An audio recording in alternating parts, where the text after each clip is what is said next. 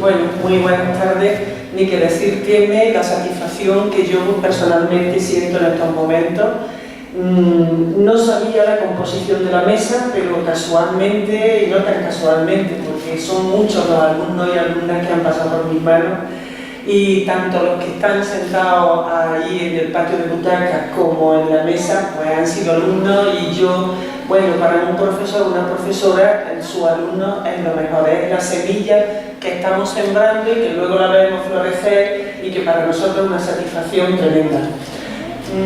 Por otra parte, este lugar también para mí es tiene mucho, me evoca muchos recuerdos, porque en los primeros años de la Carlota fui vicedirectora y en aquellos momentos la vicedirección llevaba consigo las actividades culturales.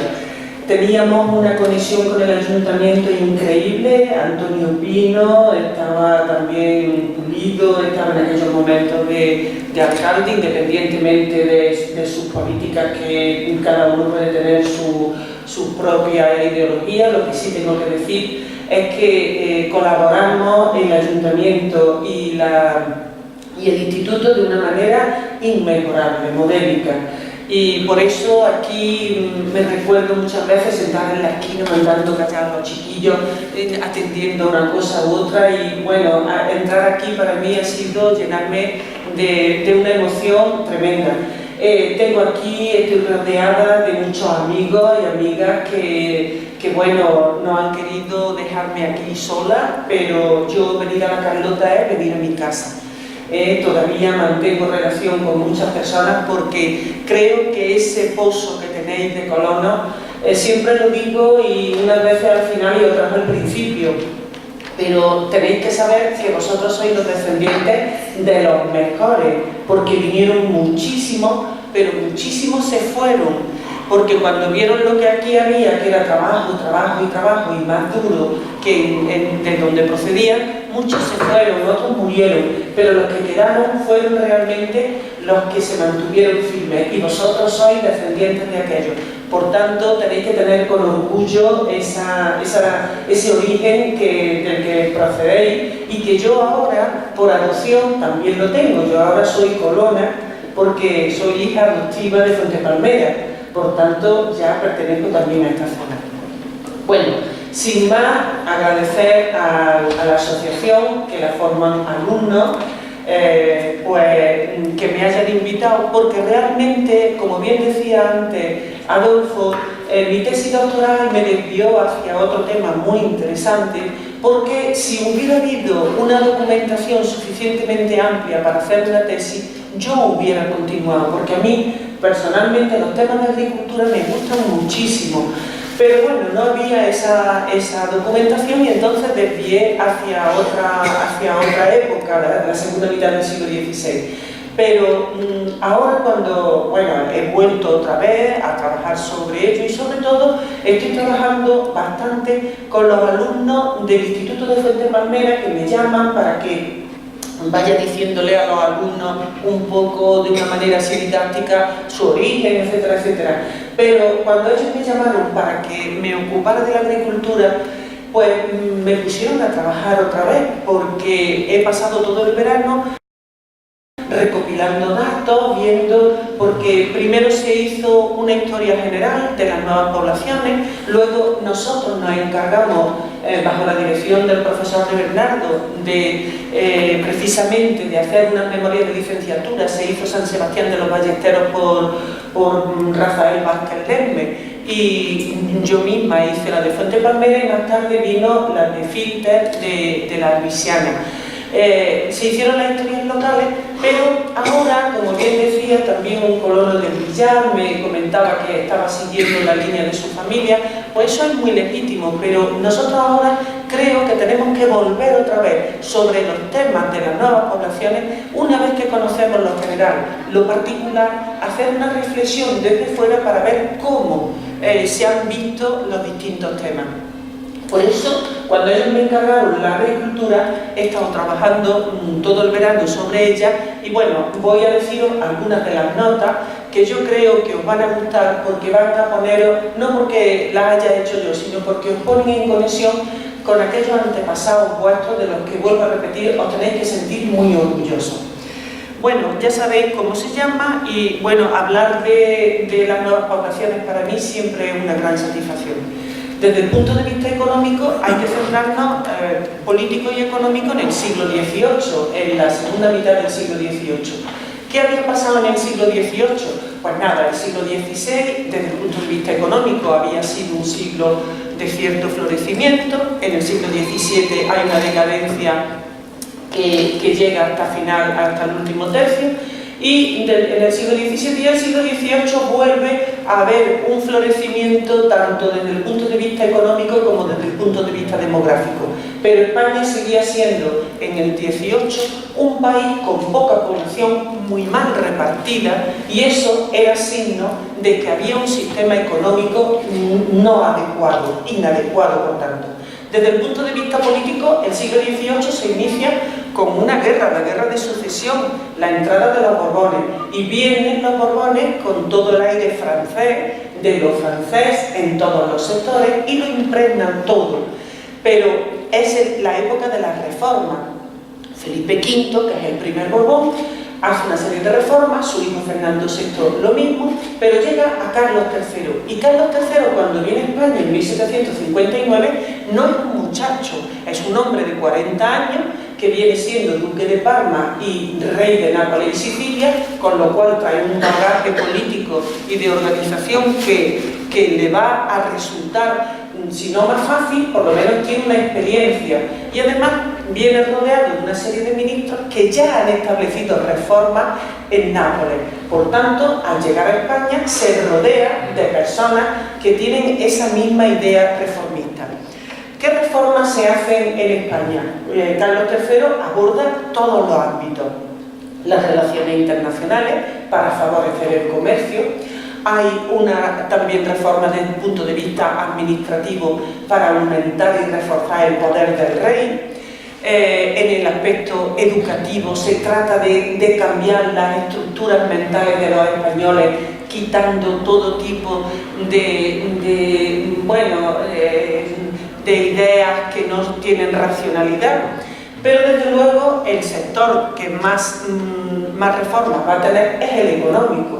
Se pretendía desarrollar la economía para que aumentara la producción. Si un país es rico, se trataba de España, que había dominado el mundo, a lo mejor era momento para que otra vez España dominara el mundo como lo había hecho durante la monarquía hispánica.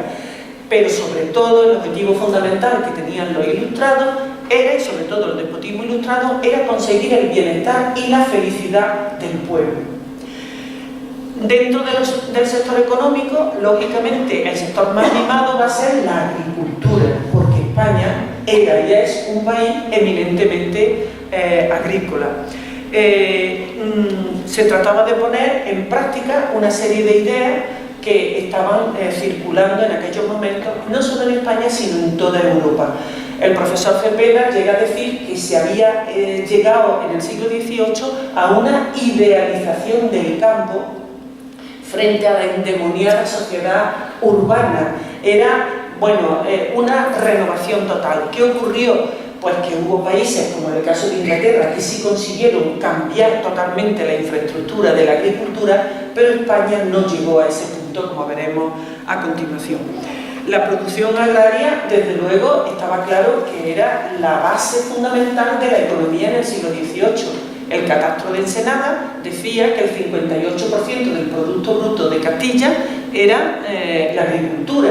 Y luego, en 1787, cuando se hace un censo, el censo de Florida Blanca, ahí se demuestra que el 71% de la población activa se dedicaba a la agricultura, que además se podía aumentar porque todos los industriales, entre comillas, los artesanos, los fabricantes y los demás oficios, además de tener su oficio, también se dedicaban a la agricultura. Por tanto, la agricultura era fundamental en el peso económico de Castilla en aquellos momentos. Pero cada región tenía unas características distintas y todos que somos andaluces conocemos que en Andalucía había y hay prácticamente dos obstáculos fundamentales en la agricultura, que es la estructura de la propiedad latifundios enormes y el atraso técnico. Eso lleva a decir que solamente 2/3 de la extensión de Andalucía estaba cultivada. Además, los ganaderos no querían que se roturaran nuevas tierras porque le quitaban pastos a sus ganados. Por tanto, esto parecía que no iba a cambiar de una manera fácil.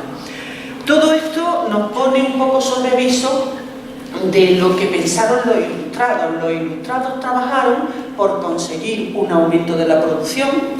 Ese aumento de la producción iba a dar como resultado una estabilidad social. Había habido motines muy fuertes, por ejemplo, en el año 1766, un año antes de que empezaran las nuevas poblaciones, y además, si el Estado tenía mayores rentas, pues también tendría mayor peso político en Europa. Ahí tenemos a Campomanes, Aranda, Olavide, Jovellano. Ellos pretendían hacer una cosa que todavía no se ha conseguido, que era lo que se llama una mesocracia o una clase rural de tipo medio, propietarios de tipo medio que pudieran vivir de su propio trabajo en su propia tierra. Pero en ningún momento los ilustrados, eso no lo podemos pensar, pensaron en los jornaleros. Ellos, el propio Campomanes decía que los jornaleros eran una clase muy útil y muy necesaria al Estado. Lo que se iba a cambiar era que la tierra no estuviera tan concentrada en pocas manos y se pudiera repartir en una propiedad de tipo medio que pudiera dar de comer a una familia. En este sentido, en 1765, Campomanes hace un estudio modélico sobre cómo estaba la situación, sobre todo la situación de las tierras de la iglesia que estaban en manos muertas, no se podían vender ni traspasar, ¿verdad? Y con Aranda deciden hacer un estudio de cómo está la situación de la agricultura en España. Y le encomiendan a todos los intendentes de las provincias que hagan ese estudio. Hacen un cuestionario y lo tienen que responder. La respuesta de todos, bueno, fue más o menos protocolaria y de una manera de trámite, respondieron, pero hubo un informe especial. Ese fue el informe del intendente de Sevilla, que era Pablo de Olavide. No solo respondió de una manera protocolaria, sino que estudió a fondo cuáles eran los problemas y los obstáculos que Andalucía tenía para desarrollar su agricultura. Y en ese sentido, llega al punto clave, nuclear, del problema del campo andaluz, que es la estructura de la propiedad. Partiendo de ahí, bueno, Olavide tuvo una serie de problemas con la Inquisición, ese informe quedó ahí un poco tal, pero cuando 30 años después Jovellano hace el famosísimo informe sobre la ley agraria, contrastando, pues tiene prácticamente todos los puntos parecidos o sacados del propio informe de Olavide. Todo esto que ha servido un poco para poneros en situación, vamos a ver qué puntos voy a tratar aquí. Voy a tratar de una manera firme los tres primeros y el último. El de la ganadería, dependiendo del tiempo, pues lo daremos o no lo daremos. Pero lo que nos vamos a preocupar fundamentalmente va a ser de ver qué problemas tuvieron los colonos y los directivos de las nuevas poblaciones para llevar a cabo el desarrollo de lo que era el punto de desmontar todo este terreno y ponerlo en cultivo. Por eso siempre me gusta tratar tres elementos que son fundamentales: el fuero de población, que es el deber ser, lo que debía ser, y luego la tierra y los colonos nos van a demostrar el ser, la realidad, cómo se llevó a cabo esto. En este sentido, vamos a ver que la agricultura en el fuero de población, ya sabemos que el fuero de población se atribuye a Campomanes y Olavide precisamente, y que le daba todo el poder al superintendente para llevarlo a la práctica. En el fuero de población hay muchísimos artículos que están diciendo, bueno, la llegada de los colonos, cómo se tienen que establecer, etcétera, etcétera. Yo he extraído ahí del fuero, he extraído los artículos que se refieren a la tierra. cuánta tierra se le va a dar, de qué tipo es la tierra, etcétera, etcétera. No me detengo para no ser lenta en esto y avanzar en otros aspectos. Las herramientas que se le iban a dar para ello. Recordad que cuando se está haciendo la propaganda en el centro de Europa se dice la tierra de la felicidad, el puerto donde en España las naranjas y los limones se cogen. Aquí era simplemente levantar el brazo y coger el alimento sin trabajo. Las herramientas con las que se encuentran los colonos. Muy importante, ellos pretendían que el labrador fuera labrador ganadero, pero no al contrario, no podía haber ningún ganadero que se dedicara solamente a la ganadería, porque la ganadería que aquí se pretendía era una ganadería doméstica para sobrevivir los colonos. Unos servicios comunes que traen como consecuencia la agricultura, porque necesitamos molinos de aceite, molinos de trigo, hornos, etcétera, etcétera. Y una cosa muy importante, hay tanto trabajo por hacer que estas personas que vienen de fuera y que vienen a trabajar necesitan no tener que pagar. Es más, en la Real Hacienda les va a dar una serie de ayudas, un socorro, el llamado pan y prest, para que estas personas puedan sobrevivir hasta que su tierra les dé fruto. Esos son los elementos.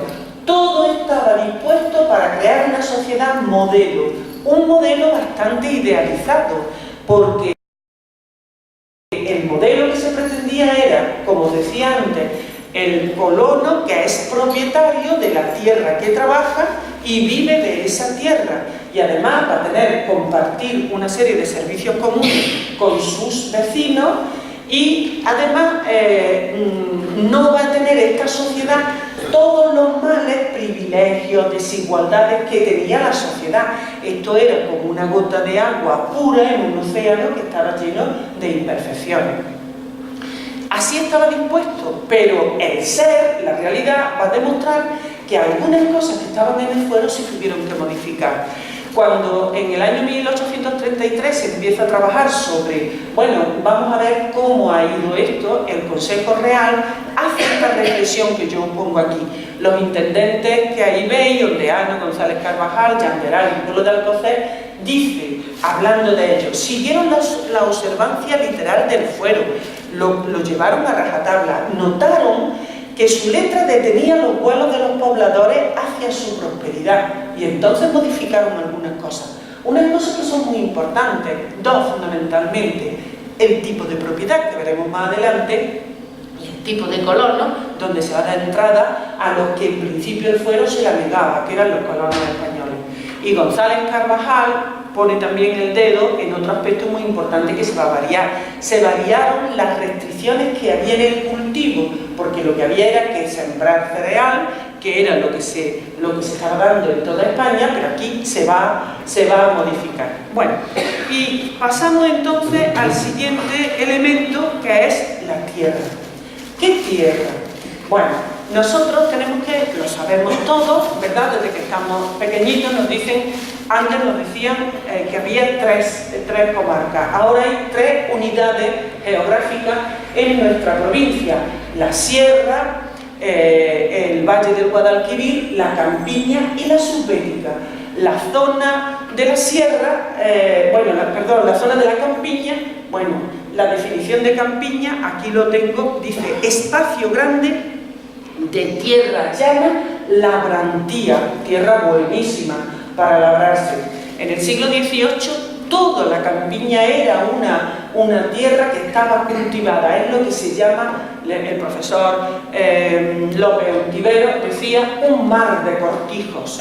Pero en esa campiña había en el siglo XVIII 3 zonas que estaban desiertas.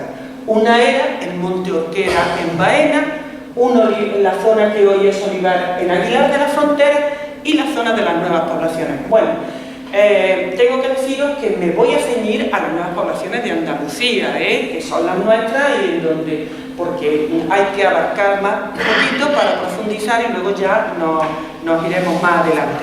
Bueno, la campiña es donde está nuestra zona, una tierra llana, labrantía. Luego aquí sería muy fácil venir aquí, limpiar y ponerse a trabajar. No, hubo muchísimos problemas. ¿Por qué? Pues porque la campiña no es toda igual, está la campiña alta, la campiña baja, hay una serie de llanuras internas y hay lo que se llama un nombre así un poquito raro, pero se llama el Glacis villafranquiense, que es ni más ni menos, el villafranquiense es un periodo entre la época terciaria y la cuaternaria. En ese periodo hay unas lluvias torrenciales tremendas y entonces el río Guadalquivir, que no tenía el cauce tan profundo como lo tiene hoy, con esas lluvias torrenciales hay una escorrentía tremenda, se destroza mucho la erosión, todas esas piedras que vienen de Sierra Morena, con la fuerza de la torrencialidad sobrepasan el cauce del río y se depositan en la margen izquierda del río Guadalquivir. Ahí tenemos que sobre la campiña, sobre esa tierra ocre labrantía, se produce una llegada de pedregosidad tremenda. ¿Cuál es la zona que está más cerca de las nuevas poblaciones, que está más cerca del río?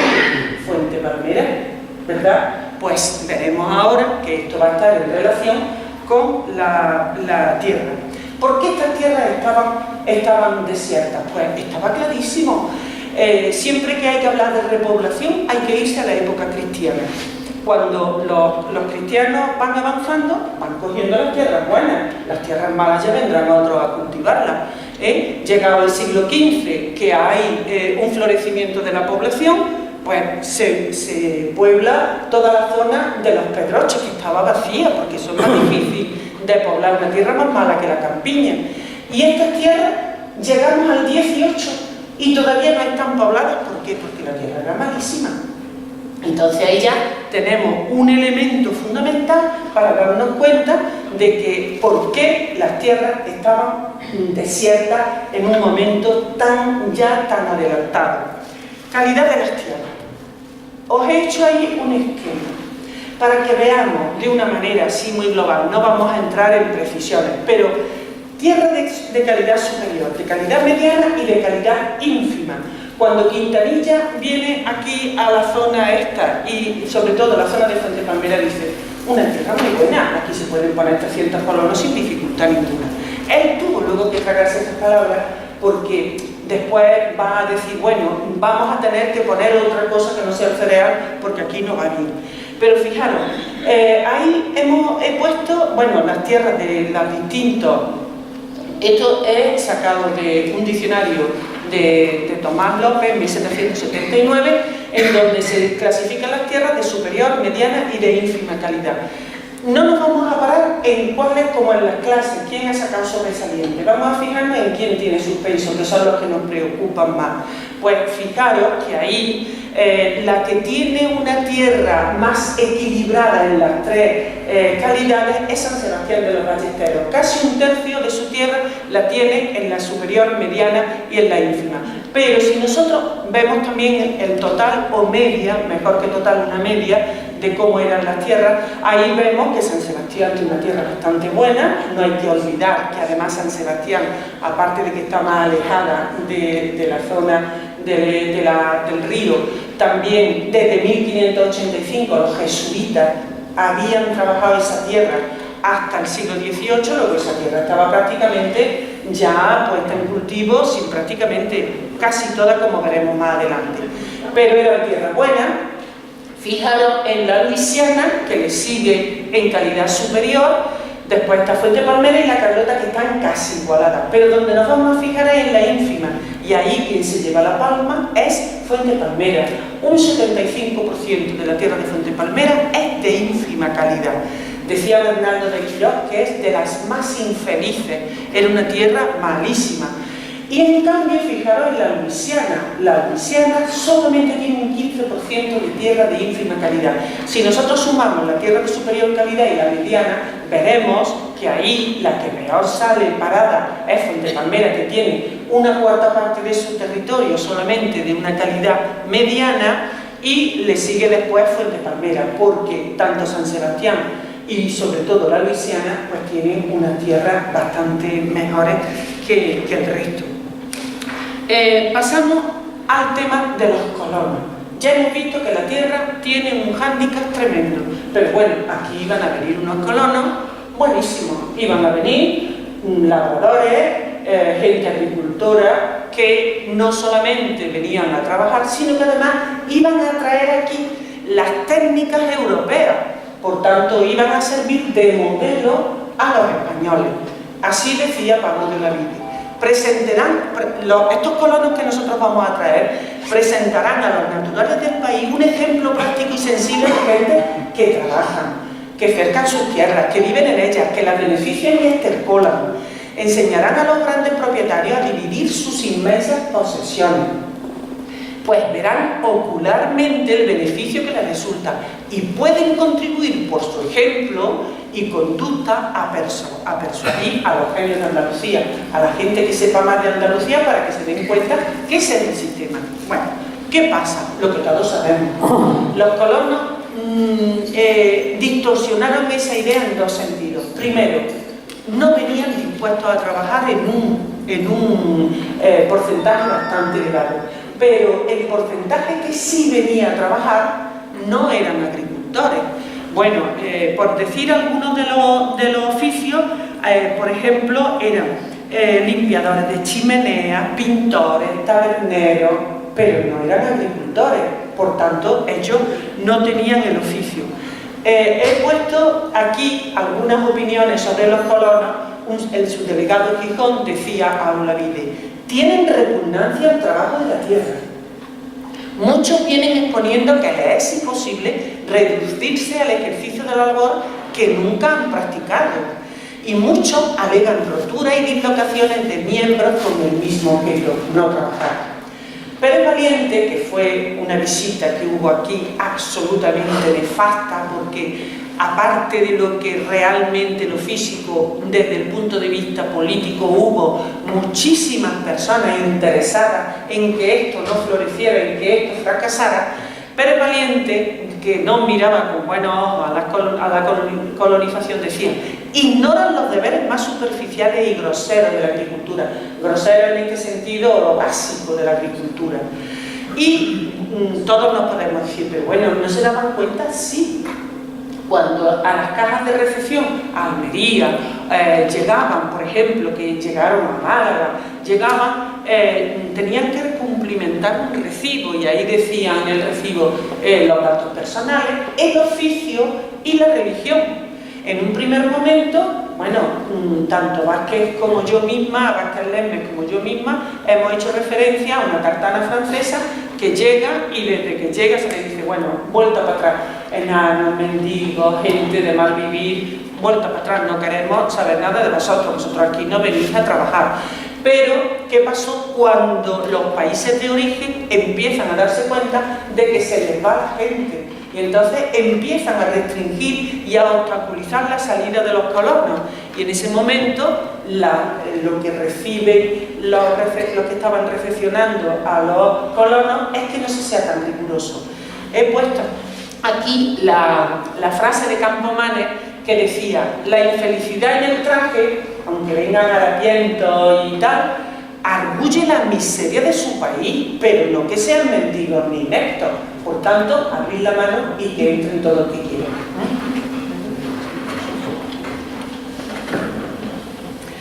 Bueno, esto en cuanto se refiere a los colonos. ¿Qué hacen los directivos de las colonias cuando ven el plantel de gente que viene y la dificultad que además había en la tierra?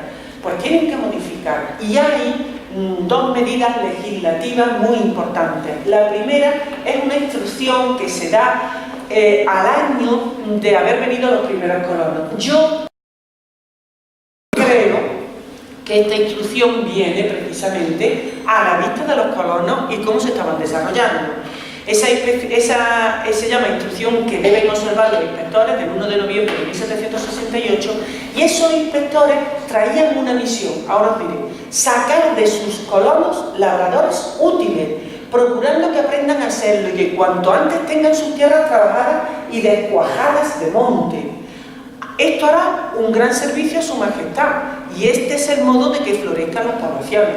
Los directivos, Campomanes, Olavide y todos ellos pensaban: que si fracasaba el primer intento, esto se venía al traste. Y entonces dan esta orden que ahora os desmenuzaré muy brevemente. Vosotros sabéis que las 4 poblaciones, en este caso de aquí de Andalucía, las 4 poblaciones tienen cada una sus respectivas aldeas, pero además de las aldeas estaban divididas en departamentos. Y entonces la Carlota, que era la más grande, tenía 10 departamentos. Tenía, no me acuerdo si son 11 aldeas o 10 aldeas, pues hace 10 departamentos. Los departamentos son un grupo de más o menos homogéneos de suerte y de familia. San Sebastián de los Ballesteros, perdón, la Luisiana y Fuente Palmera tenían 5 departamentos, que unas veces coincidían con las aldeas. Por ejemplo, el 4.º departamento de Fuente Palmera es Los Chavillos del Río, pero hay un departamento, la propia Fuente Palmera forma parte de distintos departamentos. Entonces había 5 en la Luisiana, 5 en Fuente Palmera y 2 en San Sebastián de los Ballesteros. Pues en cada uno de esos departamentos iba a haber un inspector. Y luego iba a haber un inspector general que controlara el trabajo de los inspectores. Por tanto, desde el punto de vista del control, estaba bastante bien esta instrucción. ¿Qué tenían que hacer estos inspectores? Pues tenían que hacer diariamente, controlar el censo.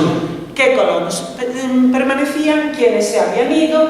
¿A quién se le estaba dando el socorro? ¿A quién ya no se le tenía que dar? Pero luego tenían unas obligaciones que yo he dividido en 2 bloques. Unas que se refieren al trabajo y otras al comportamiento de los colonos. En cuanto al trabajo, era muy difícil, como vamos a ver, la labor de descuajar, de desmontar. Entonces se organizaron lo que se llamaban tandas. Cada familia iba a proporcionar un miembro de esa familia mayor de 16 años y por grupo iban a ir desmontando de una manera rotativa las distintas suertes. Eso se iba a llevar con mucha rigurosidad y si alguien no se presentaba a la tanda que le correspondía, iba a tener hasta penas punitivas duras. En ese sentido se estableció también de una manera comunitaria para descuajar la tierra. Además, este inspector iba a controlar que se iba desmontando diariamente y mensualmente iba a ir mirando también si los zaperos que se le habían entregado estaban todos y estaban bien cuidados. Y por otra parte, se iba a controlar también el comportamiento de los colonos, porque si los colonos no tenían disciplina, al día siguiente no podían trabajar. Lo que se quería evitar era el juego, la bebida y todos esos vicios que iban a impedir que se trabajara. Concretamente, lo que se pretendía impedir era la disipación y la distracción, porque aquí se venía a trabajar. Bien, además, sabiendo lo difícil que era la tierra, ahí se contemplaba que la Real Hacienda, cuando pudiera, dejara una cantidad de dinero para las nuevas poblaciones para que se pudieran contratar gañanes que ayudaran a descuajar la tierra. Además, un ingeniero militar se vendría mensualmente por toda la colonia y sobre un plano iba poniendo esto está desmontado, esto no, esto está cultivado y lo otro no, para llevar un control. Por tanto, como veis, se iba sobre la marcha sacando leyes y maneras de que se trabajara la tierra debidamente. Y la otra medida legislativa, el artículo 72 del Fuero de Población, dice: pueden venir españoles de Cataluña, de Valencia, de todas las zonas más alejadas, porque claro, si aquí se traen los vecinos, pues se está poblando unos lugares y se está despoblando otros. Pero llega un momento en que ante la deserción que hacen todos los colonos, muchos colonos, cuando ven el trabajo que se le avecina, entonces hay que dar entrada a gente. Y también todos, o al menos, como vuelvo a repetir, mi compañero Vázquez Lerner y yo hemos reflejado que unas familias de Montalbán, aquí al lado, pues vinieron aquí, fueron de las primeras que se empezaron a abrir. Y esas fueron las primeras, pero aquí se empezó a abrir la mano porque los españoles iban a ser fundamentales en 2 sentidos. desde el punto de vista cualitativo, se iba a cambiar el modelo, iban a ser los españoles los modelos para que los que no conocían, los extranjeros que no conocían el trabajo de la tierra, vieran cómo trabajaban los españoles. Y desde el punto de vista cuantitativo, que se iban a abrir las puertas para que empezaran a entrar. Estos datos que ofrezco aquí en este cuadro son de los primeros. El primer cuadro es sobre Fuente Palmera, que lógicamente es la que yo conozco más a fondo, y este dato lo tienen, no lo tienen las otras poblaciones porque yo he estado rastreando y no he estado, pero es significativo. Entonces, fijaros cómo en 1769 hay un 86% de los colonos son extranjeros y un 14% son españoles. Y en la medida en que avanzamos en el tiempo, desciende el porcentaje de extranjeros y sube el de españoles, en la misma medida.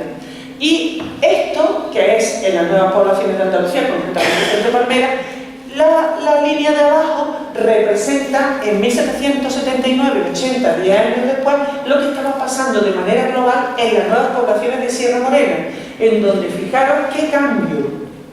En menos de 10 años se le había dado la vuelta a los datos que estamos viendo de 1771. Ahora hay 1/3 de extranjeros y 2/3 de españoles. Si esto lo centramos en la Carolina, precisamente en la Carolina hay solamente muy poquito, un 20 y tantos por ciento, un 24% de extranjeros en esta misma fecha. Como vemos, se fue cambiando sobre la marcha a la vista de lo que se estaba ofreciendo. Labores agrarias. La primera labor, el desmonte. No se puede labrar si no se desmonta. ¿Qué ocurre? Bueno, el desmonte de la tierra, Ramírez de las Casas, que es un historiador cordobés, que además fue profesor catedrático de historia en el Instituto Góngora también, y que era coetáneo de la última parte de las colonias, conocía bien las colonias, dice que la zona de las nuevas poblaciones tenía unas jaras que eran más altas que la más grande de las encinas, o sea, que era descomunal. Aquí no había, era tan espeso el monte bajo y el monte alto que casi se confundía uno con el otro. Entonces, conocemos la manera de desmontar precisamente a través de San Sebastián de los Ballesteros. San Sebastián de los Ballesteros, como os decía antes, empieza el desmonte en el siglo XVI, cuando llega la colonización, prácticamente lo tiene todo desmontado, le falta un 10%. Pero ellos mismos relatan, en aquellos momentos los jesuitas relataban que para poder desmontar formaban cuadrillas de hasta 100 hombres que venían con muchas ganas de trabajar, se ayudaban de yuntas de mulos, de bueyes, de todos los aperos habidos y por haber. Y aún así no encontraban hombres que vinieran a trabajar porque como trabajaban a destajo y era muy poco lo que avanzaban, ganaban poquísimo porque era muy difícil. Hasta tal punto era difícil el desmonte que en 1779 el subdelegado Fernando de Quintanilla, viendo que la labor de desmonte no avanzaba y que por tanto la agricultura no se podía implantar y que los colonos no tenían medios para vivir autosuficientemente con lo que ellos trabajaban, entonces pidió al ministro de Hacienda que en lugar de la exención de 4 años del diezmo, que le alargara otros 4 años más, porque, dice textualmente, el descuaje es la operación más dilatada, más costosa y más penosa. Era dificilísimo, hasta tal punto que llegamos al principio del siglo XIX, 1803, y hay un edicto en donde se dice, bueno, el que no tenga desmontada su suerte se va a tener que ir, Y el año siguiente, tanto la Luisiana como Fuente Palmera todavía estaban en unos límites muy altos de tierra sin desmontar, y entonces el subdelegado les da un toque y les dice que vais a tener que iros de aquí si vosotros no adelantáis el terreno este. Bueno, ahí, como veis, no hay datos suficientes de todo. Precisamente esto de la Luisiana lo he sacado en un artículo de Adolfo, porque de la Luisiana hay muy pocos datos en general. Se ha estudiado, pero pero bueno, faltan muchas cosas todavía porque no hay tampoco suficiente documentación. Pero lógicamente Fuente Palmera sí que la tengo muy estudiada, y ahí veis que aparecen dos fechas que ya la colonización termina en 1835, pero ahí aparecen dos fechas muy importantes, que son 1840 y 1872. La de 1840 la proporciona este coetáneo, este profesor que os digo de historia, Ramírez de las Casas, y en 1872 es el Instituto Geográfico. Esos datos de 1872 son fidedignos, porque todos los demás son aproximados. Esos son fidedignos porque además se levanta un plano topográfico de toda España, y la primera provincia que se levanta es precisamente Córdoba. Por tanto, tenemos ahí un filón bastante bueno para trabajar. Y fijaros cómo en 1872, cuando ha pasado un siglo de la colonización, Fuente Palmera todavía tiene un 43% de la tierra sin desmontar. Era muy difícil. Y en Sierra Morena, fijaros, de 1829 a 30 todavía tenía un 54% de tierra sin desmontar, y en Andalucía hay un 49%. Eso se puede un poco confundir diciendo, pues aquí estaba más avanzado. Bueno, es que aquí hay que tener en cuenta la excepcionalidad de San Sebastián de los Ballesteros, que entra en el norte, pero que ya lo tenía desmontado de mucho antes. Bueno, y pasamos al punto de la producción. Voy mirando el reloj, pero estamos todavía en tiempo. Lo que quería deciros es, hasta tal punto, la empresa del monte fue dura, que hubo que echar mano de aquello que decía la instrucción de 1768. Si es necesario contratar a gañanes, hay que contratarla. Y se contrataron. No tenemos constancia, al menos yo, en Fuente Palmera no he encontrado constancia de esos gañanes. Me parece que en la Luisiana tampoco, pero sí la encontró Vázquez Lerner. Lo que pasa que para San Sebastián Vázquez la encontró, pero no conocía quizá la orden esa, la instrucción, y entonces aparece ahí un inspector que cobra un dinero y unos españoles que vienen a trabajar que cobran un dinero. Ahora, en este caso, lo que yo he hecho es unir una cosa con la otra y darme cuenta que esos gañanes sí vinieron y trabajaron. Y hasta tal punto que cuando en 1779 se hace una valoración, un cuestionario de cómo está la situación en toda España, Tomás López dice: empresa tan ardua, aunque de notoria utilidad. Aquí pone de relieve que la empresa de las nuevas poblaciones fue el Nova Más, la empresa más importante del reinado de Carlos III. Dice: costó a su majestad esta empresa muchos millones, pues no solo las casas, sino también mucha parte del desmonte fueron costeados por su real erario. O sea, que tuvieron que venir a apoyar, porque si no, no había manera. Se está desmontando. ¿De qué se siembra? Pues de qué se va a sembrar, de cereal. ¿Y qué cereal? Pues trigo, porque es el que está relacionado con la alimentación. Trigo en primer lugar y cebada en segundo lugar. Las tierras de la campiña, todos sabemos que son de las más feraces que hay en la zona sur del río Guadalquivir. Pero claro, la campiña nuestra tiene esa connotación que nosotros hemos visto de cereal. Y en este sentido, San Sebastián de los Ballesteros, que llevaba 2 siglos de ventaja sobre el resto de las poblaciones, vemos que en 1752, cuando se hace el catastro de Ensenada, se hace un estado de cómo está la situación económica agrícola de España, ahí vemos que ya San Sebastián de los Ballesteros dedica el 73% de su tierra al cereal.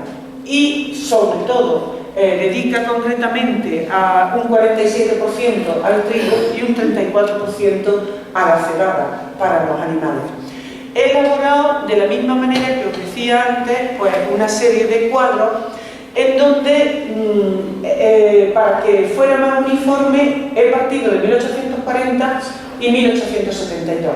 Para 1840, en la Carlota no hay datos cuantitativos, hay datos cualitativos. Dicen, bueno, se está desmontando, se está cultivando el cereal, se está cultivando olivos, pero no nos dan datos cuantitativos para poder reflejar un porcentaje. Entonces, lo bueno de este cuadro, desde mi punto de vista, es que no solamente se reflejan ahí los datos de 1840 y 1872, sino que también están los de la provincia.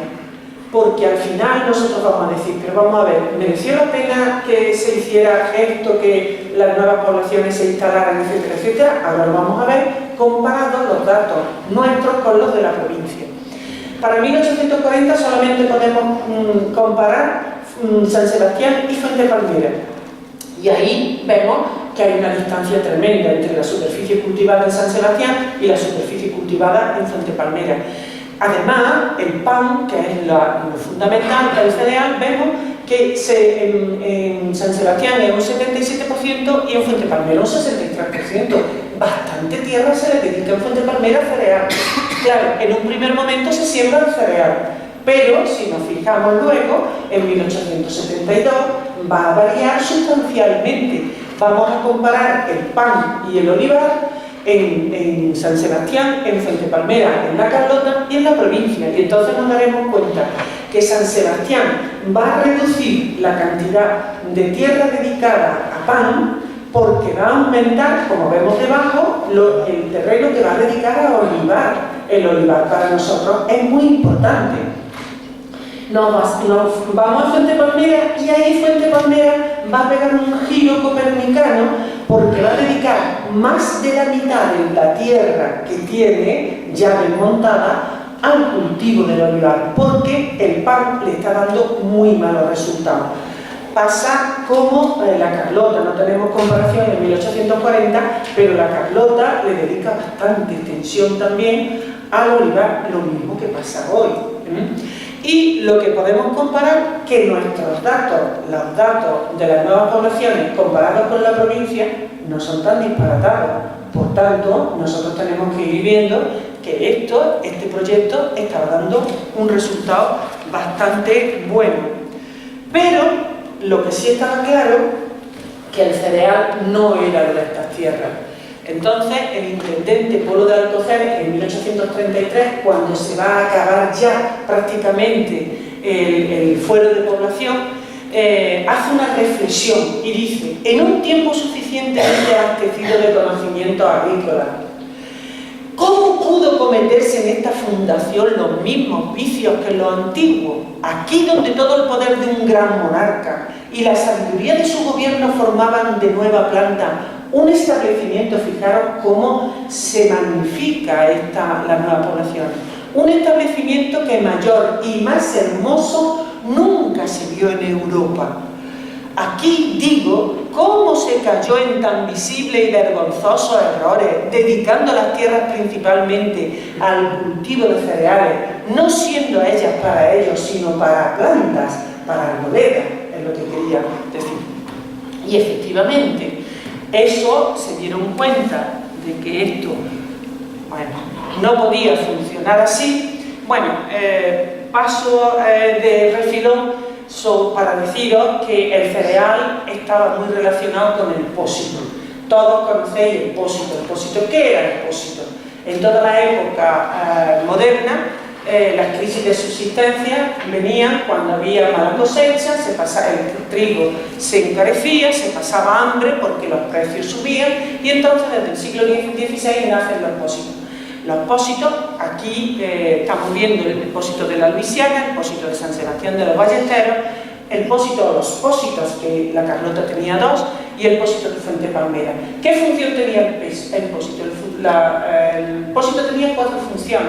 Primero, ahí se almacenaba el trigo para prestárselo a los labradores para que pudieran sembrar. Una función fundamental era cuando había escasez de trigo, el precio subía, pero si yo en ese momento saco una partida importante de trigo, el precio baja. Por tanto, hacía una función de regulador del precio del grano. Se le daba a las panaderas para que pudieran hacer pan, para dárselo a todos, y también servía como un montepío para la gente pobre. Aquí hubo desde el primer momento pósito y hubo una ordenanza distinta, porque aquí se regulaban por otro régimen distinto. No voy a entrar en ello por no alargarme.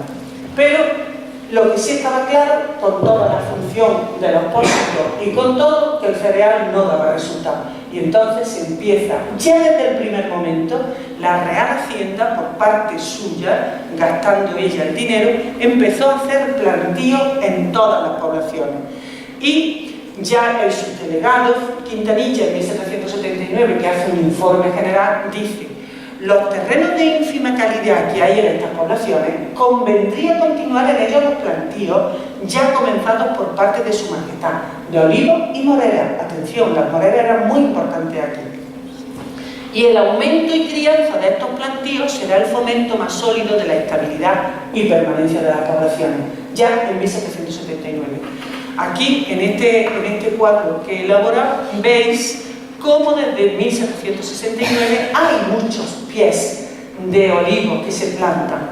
Y 10 años después vemos que la Carlota lo multiplica por más de 2, y ahí Fuente Palmera veis que yo le he puesto un asterisco, porque Tomás López le pone esa cantidad, pero esa cantidad no es. Esa es la cantidad de San Sebastián de la Ballestera.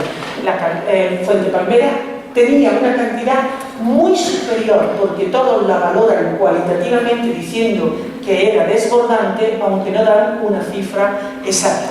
Si os dais cuenta, las dos poblaciones que tenían la tierra más mala, la Carlota y Fuente Palmera, son las que a lo largo de esos 10 años han hecho más plantíos de olivar, y las que tienen mejor tierra han aumentado y en algunos casos han disminuido, en el caso de las dos, de la Luisiana y Fuente Palmera. Hasta tal punto esto era así que el intendente Ondeano, en el año 1784, dice: esto lo tenemos nosotros que darle forma. Y entonces eleva un memorial al ministro de Hacienda y le dice: hay que sembrar, como estáis viendo ahí, hay que sembrar o plantar más arboleda.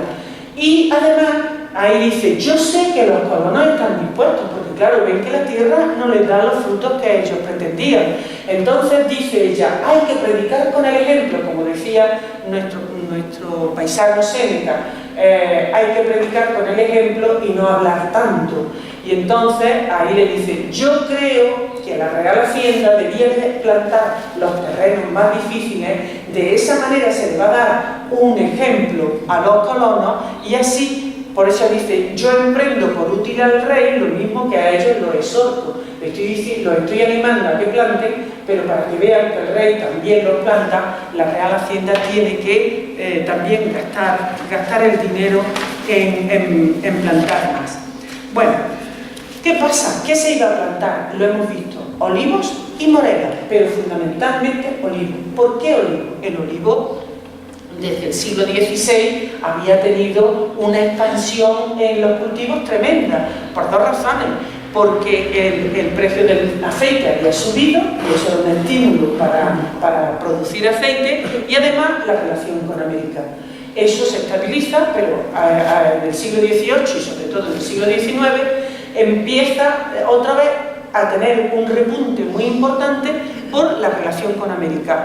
La gente que emigra a América lleva la costumbre del consumo del aceite, y entonces la demanda del aceite se eleva. Los ilustrados siempre tuvieron un afán tremendo y un amor extraordinario por el arbolado, tanto en los campos como en los jardines. Por eso ellos eran muy proclives a sembrar y a plantar árboles. En un primer momento, y siempre se tuvo el plantío del olivar como un cultivo complementario. Lo fundamental era el cereal. El olivo va a ser complementario, hasta que se ve que después esto no iba a poder funcionar de la manera que estaba previsto. En este sentido viene la Guerra de la Independencia, y en la Guerra de la Independencia hubo un desastre total, porque ya sabemos que la Guerra de la Independencia tuvo una incidencia muy fuerte en Andalucía, y estas poblaciones pasaron todas las calamidades que pasaban en el resto de España, pero además casi duplicadas, porque estábamos encontrándonos con una gente que estaba trabajando en una tierra que era bastante hostil y que no le daba los frutos que ellas estaban pretendiendo. El propio Ramírez de las Casas dice: muchos de los cuales, los olivos, los viñedos y los encinares, ese paréntesis es mío, fueron destruidos durante la Guerra de la Independencia, unos para leña, otros cortados por los franceses para aclarar el tránsito por el arrecife y otros finalmente arrancados por los colonos para venderlo y con su producto ayudar a pagar las contribuciones de aquel tiempo. Es que ellos tenían que estar pagando mucho y no tenían de dónde. Entonces, en este sentido, cuando termina la Guerra de la Independencia, Polo de Alcocer, el intendente, dice: bueno, Majestad, ministros de Hacienda, nos tenéis que ayudar a las poblaciones, están en una situación desastrosa. Y entonces dice, bueno, pero si nosotros este desastre es general, nosotros no podemos hacer ningún dispendio con vosotros. Pero Polo de Alcocer dice, no, pero nosotros tenemos que resolver esto. Y tanto en las nuevas poblaciones de Andalucía como en la de Sierra Morena empieza a plantear un sistema nuevo, va a cambiar. El sistema va a consistir en lo siguiente: todas las tierras que no sean buenas para cereales las vamos a desvincular de sus dueños. Las estaba dando un paso muy importante en cuanto a la estructura de la propiedad, porque en el fuero se dice que la propiedad es indivisible, para que no hubiera pequeñas propiedades y nadie acumulara grandes propiedades. Pero ahora dice, esas tierras que son tan malas se van a poder partir y entre los hijos de los colonos van a poderse distribuir. Por tanto, se está dando un paso muy importante en este sentido. Y va a cambiar esas tierras que son malas para cerear en dos cosas: en plantío y aumentar la ganadería. Hace todo un plan que se va a aprobar el 25 de enero de 1815 y en ese plan nace unas instituciones nuevas, las juntas de fomento. Siempre hay una estructura en las nuevas poblaciones, una estructura piramidal, la intendencia, la subdelegación y los comandantes civiles en cada una de las poblaciones. Pues ahora igual, arriba, en la cúspide, está la Junta de Fomento principal, va a ser el apoyo de los plantíos. Está después la Junta de Fomento de la Subdelegación de la Carlota y luego las Juntas de Fomento de cada una de las poblaciones, que van a estar formadas por el comandante civil, que era el responsable, y vocales. Los vocales va a haber extranjeros y españoles, para que a partes iguales. Este plan se pone en marcha y, bueno, Polo de Alcocer cada año reúne a las juntas de fomento para que digan cómo van, qué problemas tienen, etcétera, etcétera. Estas etapas que os pongo aquí son las que yo he estudiado en Fuente Palmera. De 1815 que empieza este nuevo sistema, hasta 1820, más de 4.000 pies anuales. Bueno, en la documentación hay una cifra descomunal, 100 y pico mil pies de olivos, que a mí me parece una exageración, pero así es. Se conceden premios a los colonos para que tengan el incentivo de poder plantar más. Y hay una profusión de plantas de olivar tremenda. Viene 1820 a 1826, hay falta de datos, pero cuantitativos, pero sí cualitativos, dice la documentación. Bueno, es que ha pasado de 1820 a 23, sabéis que está el trienio constitucional. Las nuevas poblaciones dejan el fuero aparcado y empieza la constitución como en las demás poblaciones. Por tanto, era un sistema distinto. Los temporales y la langosta, que afecta también a todo el campo. Pero ante esto no se amilanan los directivos y ahí empieza un sistema que va a haber un aumento significativo de 1826-27 hasta 1835, en donde se triplica la plantación debido a lo que se llaman pagos de olivar. ¿Pago de olivar qué es? Un pago es un terreno cercado en donde hay árboles. Entonces se van a tomar para esos pagos tres tipos de suertes. Las suertes que estaban abandonadas, las suertes que no eran buenas para cerear, y se tomaron otras suertes para cuadrar el terreno, porque el terreno de esta suerte se dividió de manera geométrica entre 2 y 4 hectáreas, generalmente 4, para repartirlas. Se llamaban quiñones, las 4 hectáreas quiñones. Entonces se abría un periodo de solicitud, los colonos que estaban interesados lo solicitaban y se adjudicaba teniendo en cuenta las necesidades económicas de los colonos. Pero luego había un doble compromiso por parte del colono, se comprometía en 2 años tener desmontados sus quiñones y plantados de olivar. Y por su parte la institución, la Junta de Fomento, se comprometía a tener siempre a punto las plantas que a ellos necesitaran y todo el asesoramiento técnico que tuvieran necesidad. En Fuentepalmera se crearon la jara, el horcajo en 1826 y dio tan buenos resultados que en 1827 se creó otro mucho más grande que se llamó Cañada Hermosa. En los pagos de olivar, fijaros el número de suertes. La jara empezó con 4 suertes y dio lugar a 25 quiñones. El horcajo, un poquito después, 7 suertes y 48 quiñones. Y en Cañada Hermosa se empezó primero con 6 suertes y luego hubo que aumentar en 5 porque era una demanda tremenda la que hacían los colonos para tener acceso a esos plantíos. Como veis, bueno, esto dio un impulso extraordinario y como consecuencia vimos que se duplicó y se triplicó la tierra que se dedicó al olivar, tanto en Fuentepalmera como en la propia Carlota. No hay constancia de los pagos, no encontramos ni en la Luisiana ni en la Carlota, pero sí en San Sebastián de los Ballesteros, en donde de pasada Vázquez dice que había mucha siembra de olivar en las tierras de Gregorio y en el pago de las Blancas, pero no lo relaciona con este proyecto de Polo de Alcocer, porque probablemente, bueno, él tiene datos muy buenos sobre el cereal y no era tan necesario el plantío de olivar como era aquí. Paso rápidamente a hablar de la ganadería. La ganadería, como os dije, era un complemento doméstico. Tenía que ser una ganadería doméstica. No podía, eran 2 vacas, 5 ovejas, 5 cabras, 5 gallinas, un gallo y una puerca de parir. Eso es lo que se le iba a dar a cada familia. Andando el tiempo, vemos en ese cuadro, podéis ver, 1768 tiene 2 cifras. La de arriba es, teniendo en cuenta las suertes que había, la cantidad de vacas que eran necesarias, la cantidad de ovejas, de cabras y de cerdos. Y debajo la cantidad que veis es la que en 1768, cuando llegan los colonos y están la cantidad que tenían repartida. Muy poca en relación con las demás. Lo que más se había repartido era el ganado vacuno, en un 66% aproximadamente, y el de cerda, pues tenía os digo exactamente que he hecho ahí una cuenta, pues tenía un 15%, un 46%.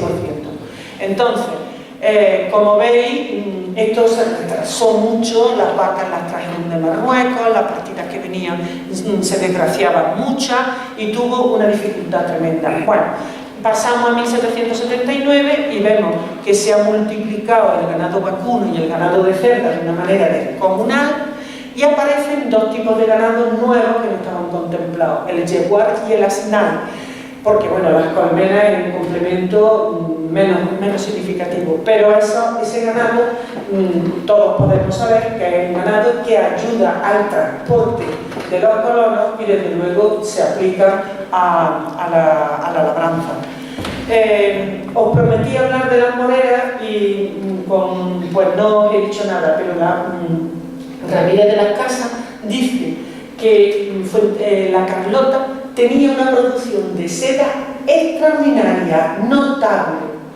No sé si hoy quedarán muchas moreras aquí, pero lo que sí es cierto es que Ramírez de las Casas se queja de que el subdelegado Antonio Cerón barrió con todo el arbolado que había delante de lo que había el ayuntamiento, que era el palacio de la subdelegación, quitó moreras, quitó naranjos, quitó toda una arboleda preciosa. Pero la morera no solamente era aquí, concretamente en la Carlota, un árbol de adorno, sino que era también, iban a alimentar a los gusanos que iban a dar la seda que se iba a trabajar. Y ya sin más, llego a las conclusiones, porque si, bueno, alguien quisiera después hacer alguna pregunta, tal, con mucho gusto yo la respondo, pero no me quiero pasar de la hora que me han dado. Entonces, para llegar a las conclusiones, yo os digo aquí, se pretendió crear un modelo agrario, reforma agraria, que tuviera una propiedad de tipo medio, que tuviera uso de servicios comunes, se pretendió crear la figura del labrador ganadero. ¿Eso se creó? Sí. El balance como es, por tanto, es un balance positivo. No al 100%, a lo mejor no al 80%, pero como nosotros hemos visto, se desmontaron y se pusieron en producción tierras que estaban totalmente cubiertas de monte.